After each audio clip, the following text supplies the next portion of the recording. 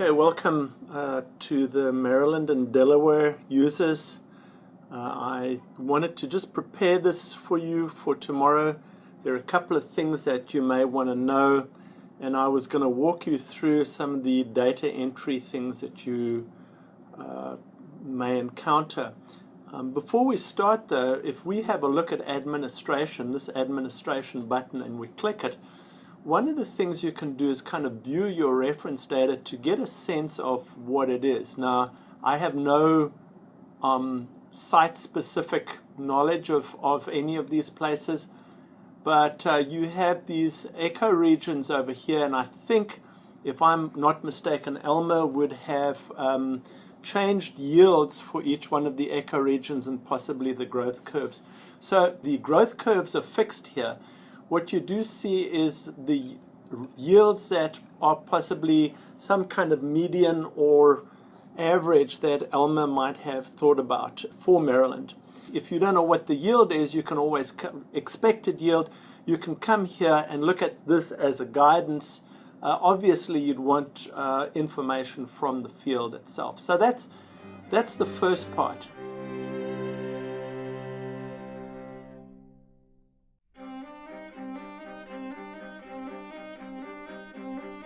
Let's go ahead and start planning, and we're going to start a new plan.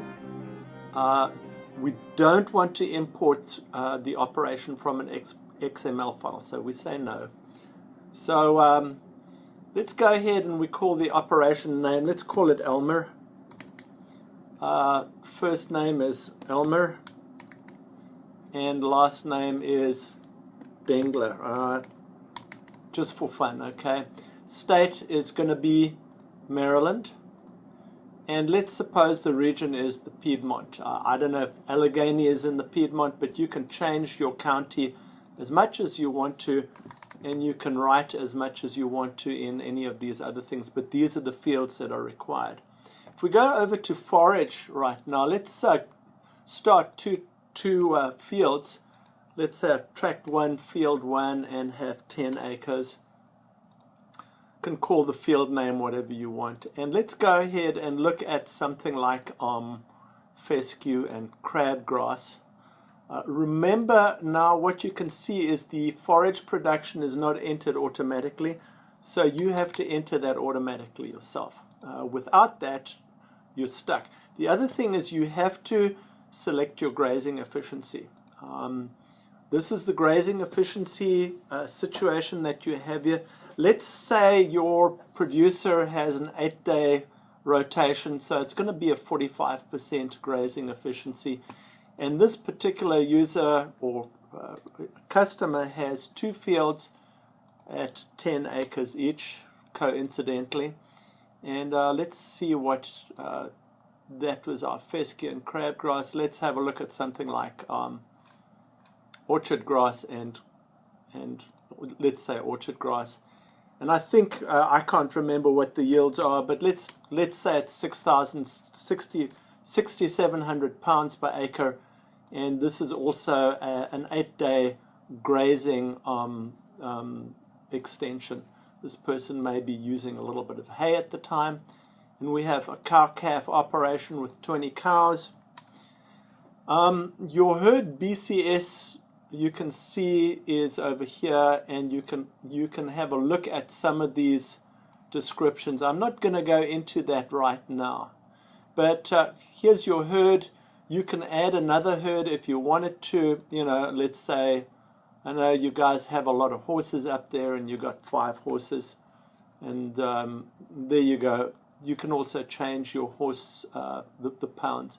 I'm going to delete the horse herd at the moment. And so just have this. Now we've got forage and animal. Let's look at that balance. So there's your balance.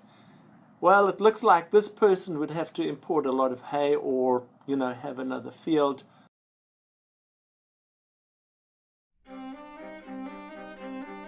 If you want to add a new scenario, for the first time you actually have to exit out of that particular owner. So let's do that. Exiting out, start planning again. Here's Elmer, And we're going to now add a scenario. So we're going to say high grazing efficiency. Okay, so that's the new way we can show the farmer now, what happens if he's going to or she's going to rotate her animals on a one-day basis. We've successfully added that new scenario. We go back and we say, okay, well, this is what it looked like before. Let's go ahead and change it to where our grazing efficiency, we're going to do 1 day or less. It might be a strip grazing situation that you have. And all of a sudden you go back to your balance and voila, you're seeing a lot more production in that situation, a lot less hay that you may have to bring in.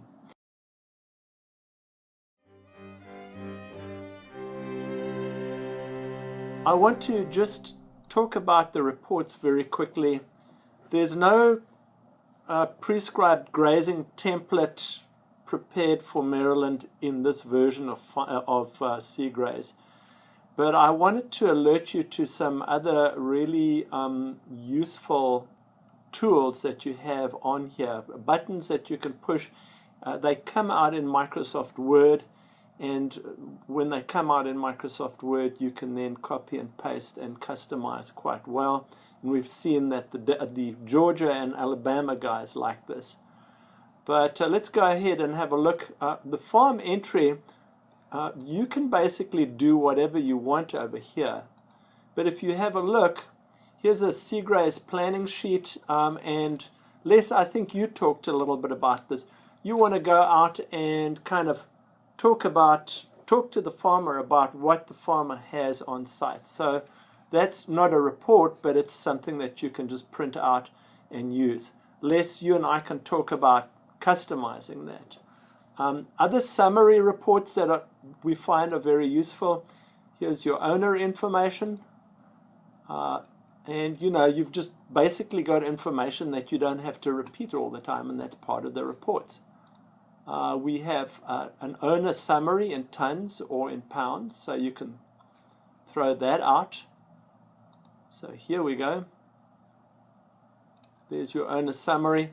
And then, of course, you can modify this. And, I like to, instead of having, I like to change the paragraph so that you've got single line.